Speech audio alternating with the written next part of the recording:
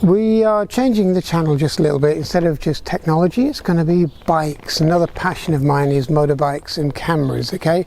So this is going to be bikes and cameras. So it's about, as you can probably tell, motorbikes and also cameras, digital and old style film camera as well. So what we're going to do is we're just going to introduce to what we're doing. So today it's just literally a little bit about this bike. So this bike was rebuilt from a parts bin special. It was literally a Triumph trophy which had been abused.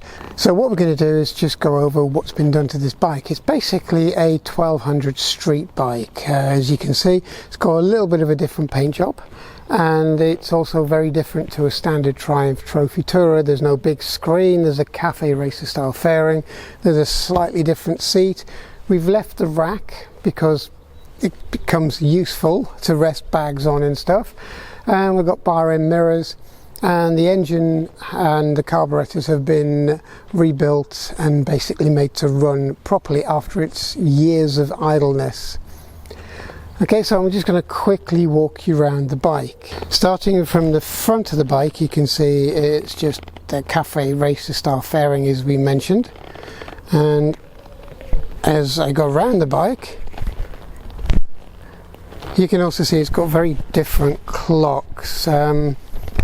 The clocks are miniature, they're very small to fit under the binnacle, which is something that the original Speedo wouldn't do, but luckily it's been able to match it up to the fuel gauge. These are the bar end mirrors, and as you can see the tanks and the panels are very different.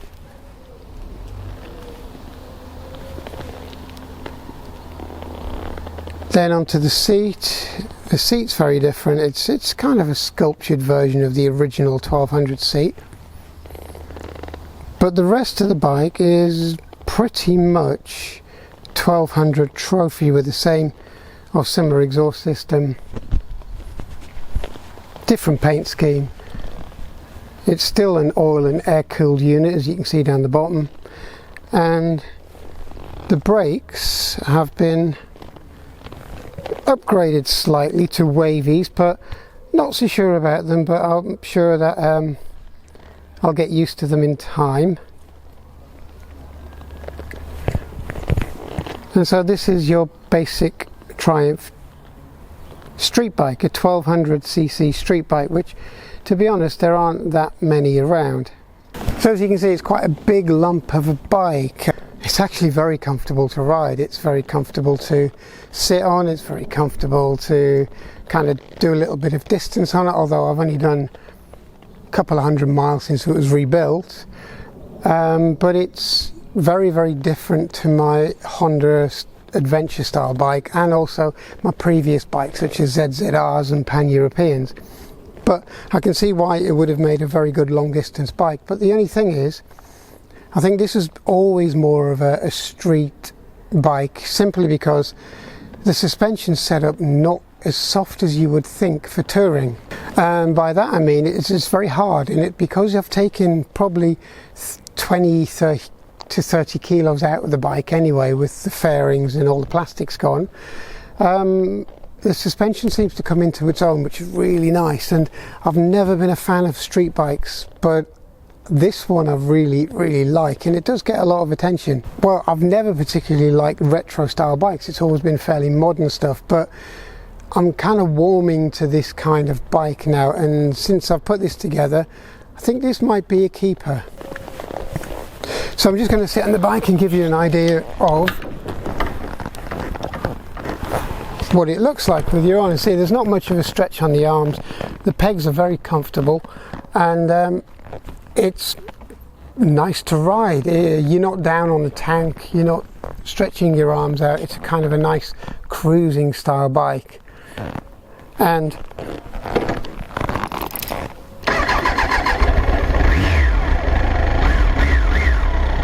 it sounds good.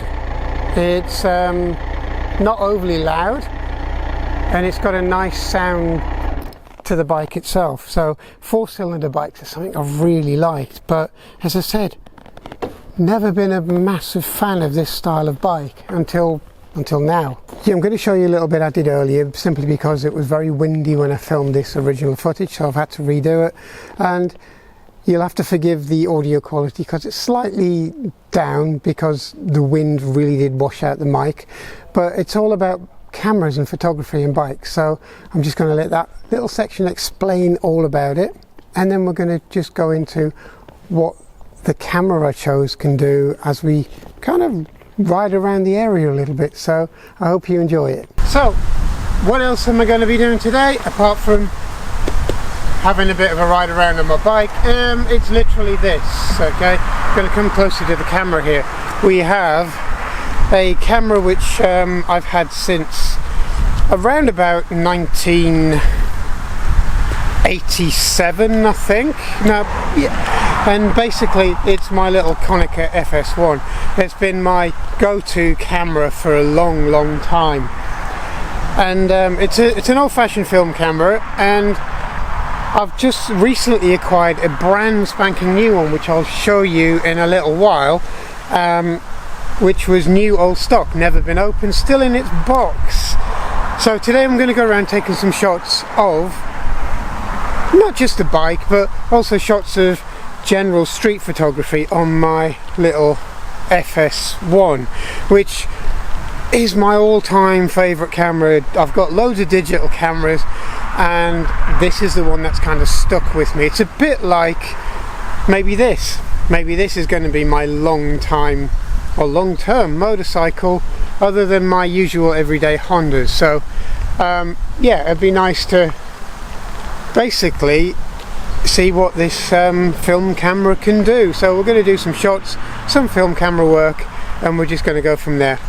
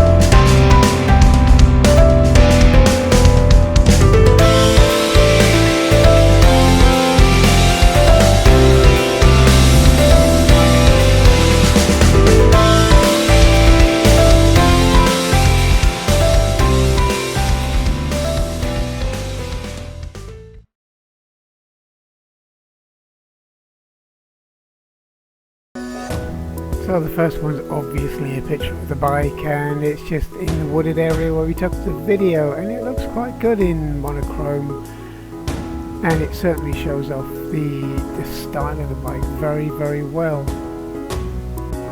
Now this one I really did like. It was just a riverside scene on a local cafe, and it's just the perspective you got with basically the parasols and the people right in the centre of the shot, or almost centre of the shot. And again, being in black and white, it really does show the contrast between the sky and the trees. And all of these kind of pictures, I like to take pictures with a bit of atmosphere rather than just what you would call street shots. And again, you may or may not like this style of photography, but it's just showing off the cameras. As you can see, this one was really about light and shadow, which is why you've got the bike almost centre with the shadows and the different lighting off to the left and the right. And this one's just a bit of fun. It's a bit of fun out and about in what would be a general street scene, but it's a street scene that involves two people as well, and I thought this really sort of captured the playfulness of the piece. And this is like a classic kind of river scene in Cambridge, and again I kind of err on more of the light and shadow kind of pictures, and just something with a bit of atmosphere. I guess that's kind of my style of photography. It's kind of atmospheric. You know, whether you kind of like this style or not, it's not street scenes, and it's kind of a bit of a mix, and it's just like this picture here of a church with the main focal point not just being the building, because the building's right in the middle, but it's the focal point of the sky, and the sky gives it a lot of atmosphere, and it really stands out in a photo like this. And the last one is just a classic portrait picture as it captures the moment.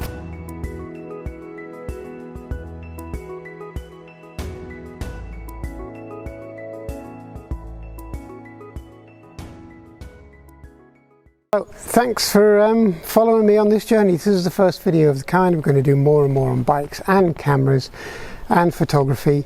So I hope you follow me. So thanks again, and I'll see you soon. See you later. Bye bye.